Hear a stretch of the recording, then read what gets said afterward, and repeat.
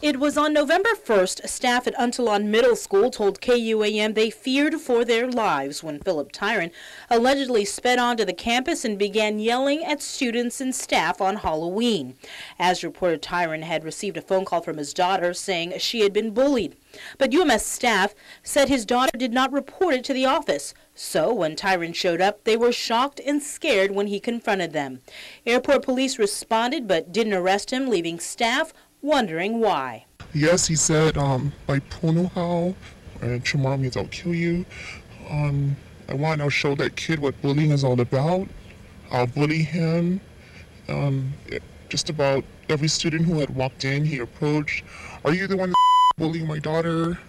I'm going to kill someone, pacing back and forth. And, right away, again, we grabbed the students, put them in the, took them away from where the situation was happening, and at the same time 911 was called, and we're just waiting, patiently waiting.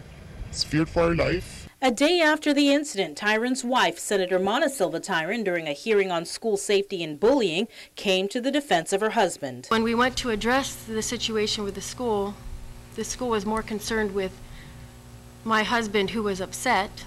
Obviously, what parent would go and be frantic about what's going on with their child?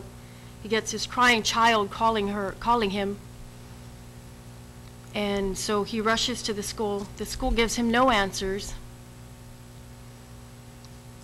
and they're more concerned with how my husband was upset as opposed to what was being done to make sure my child was safe. Several days after the incident, Taijeron issued a public apology saying, quote, I was trying to get answers by yelling and barking orders. I know now my actions were offensive and disrespectful to the office staff and students in the immediate area, as well as others I encountered. For that, I am sorry, end quote. He added he just returned from an 8-month-long deployment and, quote, because of all my training, I should have conducted myself better. I beg for your forgiveness from all who I offended at the school, the students, the clerks at the office, faculty, parents, and all in our community who had to read and hear my disrespectful behavior, end quote. According to court documents, Taijeron was indicted on charges of terrorizing as a third-degree felony, disorderly conduct as a petty misdemeanor, and harassment as a petty misdemeanor. He is summoned to appear in court on January 30th. Taijeron is a deputy chief at Guam Customs in quarantine, assigned to the director's office. Customs Director Pedro Leon Guerrero is on annual leave, but did speak with us this afternoon, saying it is a personnel matter and is refraining from commenting. He did, however, confirm there is an ongoing internal investigation. Major Taijeron remains on duty. As for the Department of Education's investigation into the alleged bullying incident, DOE Superintendent John Fernandez released the following comment, quote, the school completed its investigation of the alleged incident in early November. Based on the information gathered, including statements from the students involved, it was determined by the school administrator that this was not a bullying incident.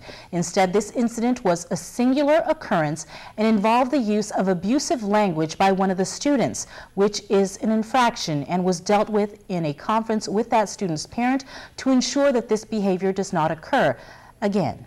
Fernandez went on to state, quote, I believe there were efforts to contact the other parents of students who were involved, but not all of those efforts were successful. Those parents, if they still have questions, are welcome to contact the principal to discuss the investigation and review the school's findings, end quote. Now, in terms of Taijeron's indictment, Fernandez said DOE is thankful for the help of law enforcement in addressing the recent incidents at Untalan and Orat Chalan-Pago. He, as the department remains focused on ensuring the continued safety and security of students and employees, and they look to the judicial system to take the matters from here.